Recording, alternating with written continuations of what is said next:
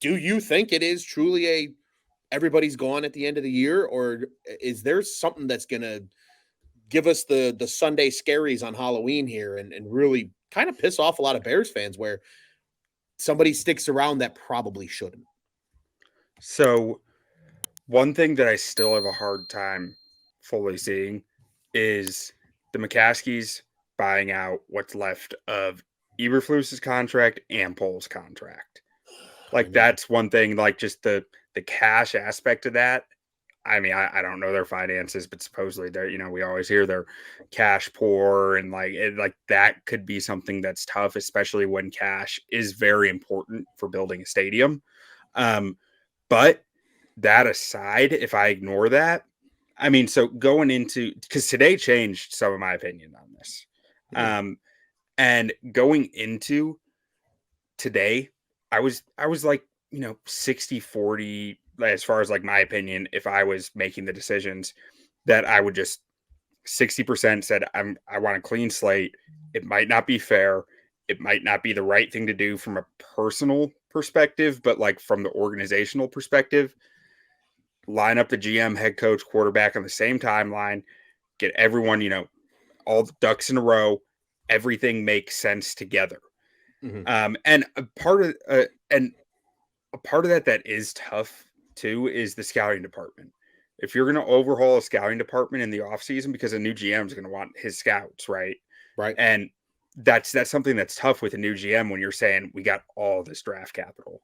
But ultimately, I the reason I was 60% on that side is you're going to have a line all the way to, you know, South Chicago for the GM job for the Bears this offseason with the picks they have, the cap space they have, the lack of bad contracts that they have. Like this is a clean slate for anybody. There is nothing to clean up. There is nothing. I mean, some of the drafting hasn't necessarily panned out the last 2 years, but like a lot of that's still to be determined. So you don't even feel that bad about that. Like it's about as sweet of a gig as you can get as a GM coming in and saying, I don't have to clean up anyone's mess.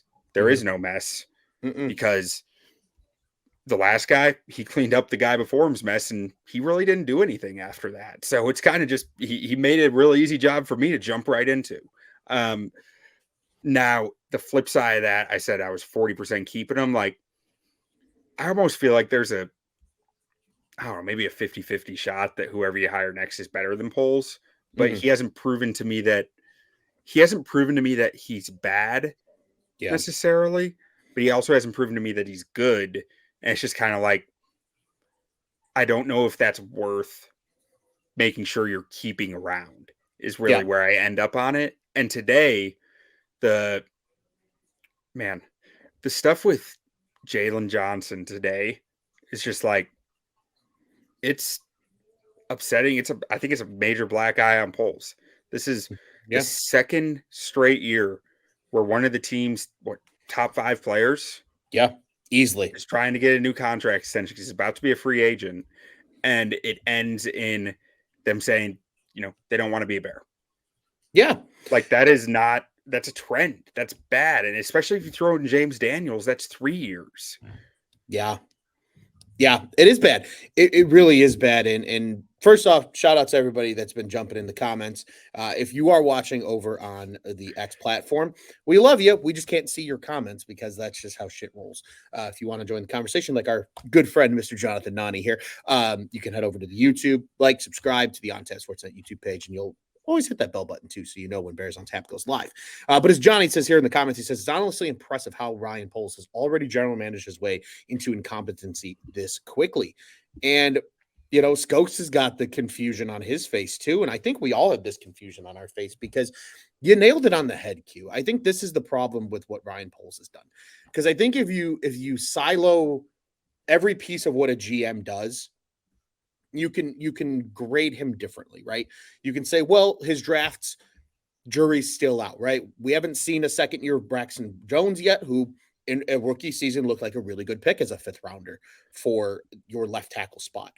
You know, we saw some upside of Kyler Gordon late last season. Then he got hurt this year. So we really haven't seen a full, development yet of Kyler Gordon. Same thing kind of with Jaquan Brisker, especially this year now with him being in concussion protocol. But then you also have like the Velus Jones pick. And then you have some other picks like that are really just kind of a black eye right now. And just like, oh, what did you do, man? Like, why did you think this was a good move? But then you look at like Darnell Wright, which has been a great draft pick, obviously. And he's the baller that everybody thought he was going to be. I mean, he's looked at everything that we hoped he would be as a Bear. And then obviously, right, in terms of trades, DJ Moore getting what could be the number 1, number 2 pick in this year's coming draft. Even if the Bears somehow managed to play their way into a 6th or a 7th pick, I mean, you still had probably 2 top 10 picks in this year's draft, no matter what, because of how Carolina is.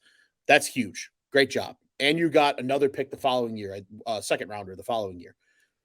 But then like the Claypool trade, right? And how much that just looks like a stain, effectively giving away a first round pick for a guy that's not even in your organization anymore, less than a year later.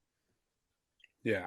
And then on top of that, right, you add in now these blemishes, the Roquan Smith situation, James Daniels from a few years ago, and now Jaylon Johnson. And I think this is a perfect transition, Q, into kind of some of the things that transpired on Tuesday. Obviously, it was NFL trade deadline. There was a lot of speculation.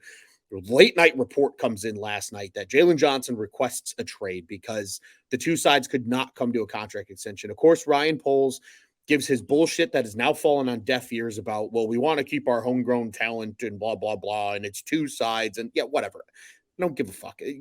Nobody believes you anymore, dude. We've seen this story over and over again now.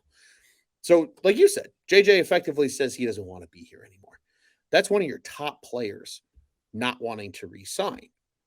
And then rather than the Bears being sellers and maybe going for more draft capital, because draft capital is good for a team that's dog shit like the current Chicago Bears are, you go give away what's going to be probably a top 40 pick.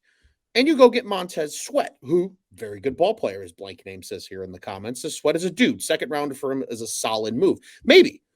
But I think it becomes a solid move, assuming you could get him locked up to a new contract because he is a free agent at the end of this year. So Q, I mean, thoughts on the Jaylon Johnson situation, if you have anything else to add from before. And then on top of it, I mean, let's get into this Montez Sweat, trade a little bit here. And you wrote a great article over at ontapsports.com about what he's going to bring to this Bears defense. I mean, what does he bring to the defense now that you are keeping a guy like Jaylon Johnson in the fold? Because obviously JJ was not traded today, but effectively came out and said, I'm not going to negotiate anymore with the Bears. I'm going to free agency one way or another. Yeah, so starting with Jaylon Johnson, I mean, it's been the trend with polls, right? It's been got here, said James Daniels isn't the kind of guy that we want. James Daniels has been a pretty darn good offensive guard for the Steelers since leaving, and replace him with Lucas Patrick because that's what you get in free agency. That's what you get when you spin the roulette wheel of going to the market to fill your needs. Like, so creating these needs, like it's just twice now it's ended up between that and Roquan Smith. I mean, that was a trade rather than letting him walk. So at least you got something. Like if you know you're not going to retain a guy, getting something for him is something I can respect. But replacing him with a big money contract to Tremaine Edmonds, I mean, it was a little less than Roquan ended up signing for, which was pretty much what he told the Bears he wanted. So it wasn't a giant difference. I think some of the guaranteed dollars might have been fairly different, but like Roquan is a bona fide playmaker, not a fit for Eberflus's defense, whatever you want to say. He made plays last year, even if he made bad plays too. He made some really good plays that won you football games. And you replace that with Tremaine Edmonds, who, I mean, I like Tremaine Edmonds, but I don't think he's the same caliber football player as Roquan Smith. So you're sitting there saying twice now, we have had a guy up for extension that we downgraded from the next year because we just didn't want to bring him. We didn't want to meet in the middle. I only want to say meet his demands. We didn't want to discuss. We didn't want to come off our price one bit because our price is our price, and that's it. That's done. And it seems like the same thing is happening with Jaylon. I'll tell you this. Corners as good as Jaylon Johnson don't hit free agency often. And that's not because I think Jaylon Johnson is some all-pro caliber cornerback or even a Pro Bowl caliber cornerback. Good corners do not hit free agency. And when they do, it's usually because there's a larger problem, like a JC Jackson who got signed by the Chargers and was awful there. And I'm not sure exactly what that is. I think he was really good at what Belichick wanted him to do. But like as far as scheme versatility, it was probably low. Jaylon Johnson has scheme versatility out the wazoo. He can run just about any scheme that the Bears can throw out there next year. He has got fit for any defense that they end up running next year under a new coach and new D coordinator. Like there is a lot to like, and to do this again, it just feels like insanity, hitting your head against the wall and just over and over and over, and then wondering why you have a headache.